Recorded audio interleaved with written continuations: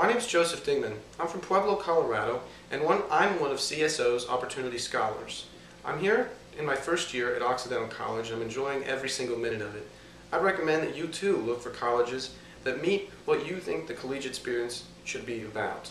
I know for me, it took some encouragement to think outside of the box, and I think for you, definitely think about what you want out of college. For me, it was the small liberal arts college experience that really attracted me to this campus and to the way of thinking and reasoning and education that Occidental embodies. Awesome. Joe, could you tell us a little bit about your background? You mentioned you're from Pueblo. Tell us a little bit about your upbringing and how it was that you came to learn about Occidental and decide to take that leap to move from Colorado to California for college. All right. Well, I'll start out. My parents, they're great. I really, my parents, they kind of always told me, they've kind of always valued education, and education's kind of, been an important thing, and not necessarily education for, these advancement opportunities, but the sake of learning and stuff. My parents, they encouraged me to read as a child, but for them, they were never given the same opportunities that I have right now, and so, they're really proud that I've been given these opportunities, and I'm very thankful for them. But so the kind of house that I come from, my dad was at first a steel worker in Pueblo, which is, anybody from Pueblo you meet, they can say that about their dad, because it was kind of the dominant industry there for a while. But then, a few rounds of layoffs occurred, and so you had to, you got to look for other sources of employment.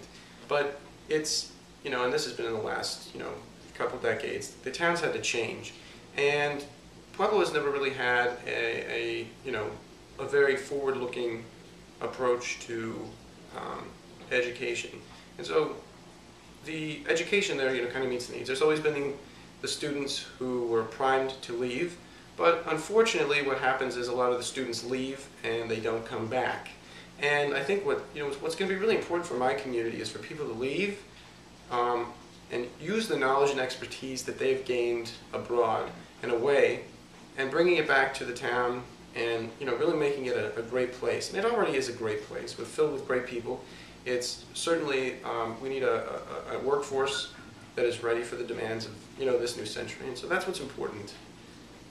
Many of the readers of the blogs, the students who are now in high school and trying themselves to be first in their family to go to college, may come from similar places to you, where not many of their peers are going away to college. Can you talk a little bit about how important you think it is to kind of take that leap, what you've learned from your first semester plus a little bit at college, being a few thousand miles away from home, and encourage some of the younger students to consider going away to college? Well, I would say this. I would say that down the road, and I'm sure you've heard this from other people, down the road, an education is what's going to be important. And when you go into the workforce, having an education is going to make you more marketable. And your marketability is very important. It's not just getting an education for the sake of becoming a prime job candidate. I mean, I talked about earlier how I come to Occidental College and it's a liberal arts college. That kind of experience and that kind of approach to academics and the gatherance of knowledge, that's important too. I think it makes your life more full, makes your life richer, and the wealth of understanding you can gain from the collegiate experience and the friends that you can make, these are all really important to having a fulfilled life.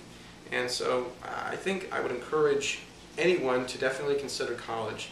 And I mean, for me and for a lot of people, maybe that doesn't seem like an option at the moment, but if you work hard enough, there are people out there willing to help you, and I think that there's an incredible amount of opportunity for people out there.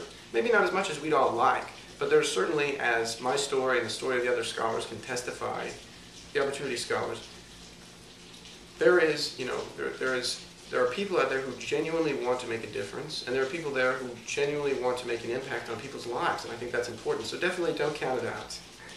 What's been the biggest, if you can point to one thing, the biggest culture shock of college so far, whether that's the difference between Colorado and California or just the culture shock of college life compared to what life was before?